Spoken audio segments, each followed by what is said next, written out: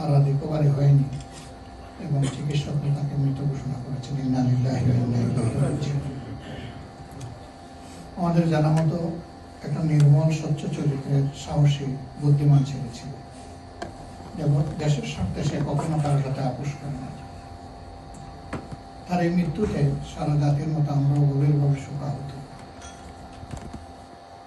আমরা দোয়া করি আল্লাহ তাআলা তাকে সেই দিশায় কবুল করুন। ভারতের উচিত হবে বাংলাদেশের চিহ্নিত পলাতক সাজাপ্রাপ্ত যতগুলা মানুষ আছে সবগুলাকে সসম্মানে বাংলাদেশের হাতে তুলে দেওয়া, এটাই হবে বন্ধুত্বের কাজ। আর ওই সমস্ত রিয়াকশন, পাল্টা রিয়াকশন ইতিহাসে বহু হয়েছে, এগুলো হয়তো চলতে থাকবে, কিন্তু আমরা আমাদের প্রতিবেশীর কাছ থেকে বেশি সুলভ আচরণটাই দেখার অপেক্ষায় আছি। আমরা পাশ করলে আশা করি বিএনপি মেনে নিবে, বিএনপি পাশ করলে আমরা মেনে নিব কি না। আমরা বলেছি শুধু মেনে নিব না, আমরা তাদেরকে সহযোগিতাও করবো ইনশাআল্লাহ। আপনারা যারা এখান থেকে ভোটার রেজিস্ট্রেশন করেছেন, আপনারা মেহরবানি করে আপনাদের মূল্যবান ভোটটা অবশ্যই দিবেন, যাকে পছন্দ তাকে দিবেন। 2 নম্বর হচ্ছে, যাদের পক্ষে সম্ভব নির্বাচনের সময়টা আপনারা দেশে গেলে আমরা বেশি খুশি হব।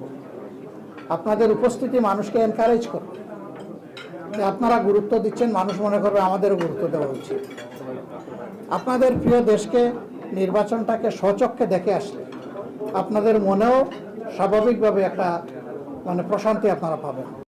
আমার বিশেষ অনুরোধ, এই নির্বাচন জাতির জন্য আমরা একটা টার্নিং পয়েন্ট হিসাবে দেখছি।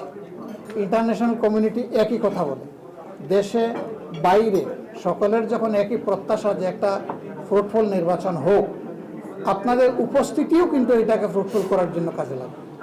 তো সব দিক থেকে আমরা আপনাদেরকে আহ্বান জানাবো, প্রিয় দেশকে আমরা সবাই মিলে গড়বো, ভালোবাসবো এবং সামনের দিকে নিয়ে যাব। আর একটা অনুরোধ জানাবো যে পিছন নিয়ে আমরা একটু কম ঘাটাঘাটি করি, কারণ যে জাতি অতিরিক্ত পিছন নিয়ে ঘাটাঘাটি করে সেই জাতির কোনো ভবিষ্যৎ নেই।